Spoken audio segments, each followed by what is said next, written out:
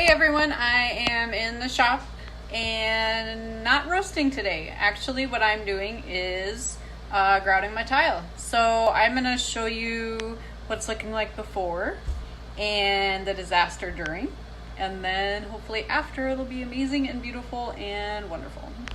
So here's the before. This is my section. Got it all ready to go. So I will get it grouted and I'll start and kind of show you the messy process, because doing mosaics with the silicone colored grout is kind of a mess, and then we'll show you after. So I'm going to try to do this one-handed and talk. I'm trying to run the bead of caulk down my lines of my mosaics, and you have to fill in enough that you can get all the way down, but not so much that you're going to have a lot of excess. And some of these, because they're different lengths and different widths and different heights, it's just kind of a crazy deal.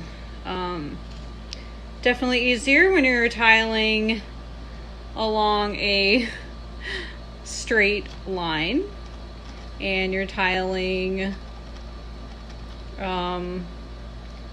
for example, like this would be a really good method for doing like a fireplace. If you're just kind of doing some edges on a fireplace and not wanting to actually grout the whole thing, like if it's on the vertical. And now it's kind of a mad dash to clean this stuff off of the tile face, because if you don't do it now, it's going to be a disaster. And so I want to get that off. And your fingers pretty much look awful. All right, so that's kind of a little section. I still got some cleaning to do here. I'm gonna get off of here and get this whole section done, and then I'll show you what it looks like.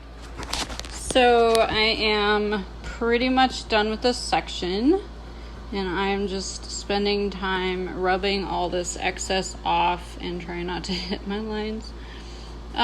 One thing I should mention is that how I actually put these tiles down. Like if you ever want to do this yourself, if you're doing a table or something that's stationary, you'd probably want to go with a thin set that's either pre-mixed and it's almost like a concrete, or one that you can mix yourself. The pre-mix is probably easier for a small mosaic project.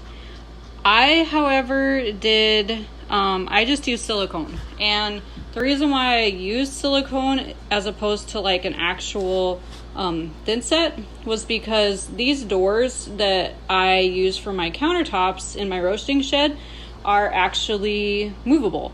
So Darren designed them so they could actually be chained up.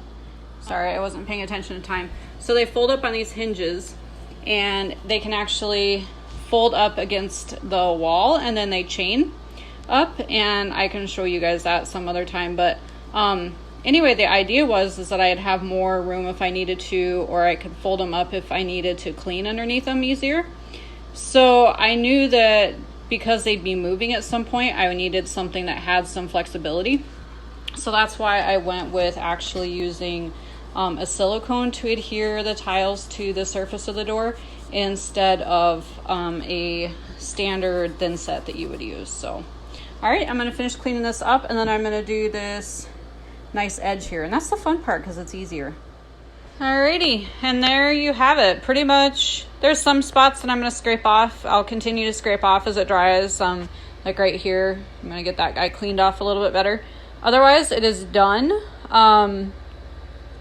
So I'm going to let it dry for a couple days, and then I'm going to pour epoxy over it. And so it'll kind of seal it and hopefully make it flush with the rest of the countertop. And yeah, that's kind of the plan. So I hope you guys enjoyed it. I have to credit John Wager with John Wager Building and Design, because he taught me everything I know about tiling. And I just love that job. It's one of my favorite jobs I ever had. So just shout out to him and his wife Amy, because they've believed in me since day one when I told them about this over a year ago, my coffee roasting ideas. So yeah, hope you guys all have a great day and enjoy the